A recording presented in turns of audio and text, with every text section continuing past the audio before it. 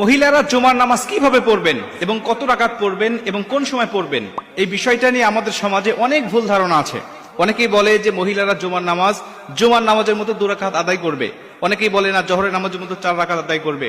আবার কেউ কেউ বলেন যে মহিলারা জুমার নামাজ পড়বে, কিন্তু জুমার নামাজ যখন মসজিদে হবে, এই মসজিদের নামাজ শেষ না হওয়া পর্যন্ত তারা বাড়িতে নামাজ পড়তে পারবে না। মুসল্লিরা যখন নামাজ শেষ করে বাসায় আসবে, তখন মহিলারা বাসায় নামাজ আদায় করবে।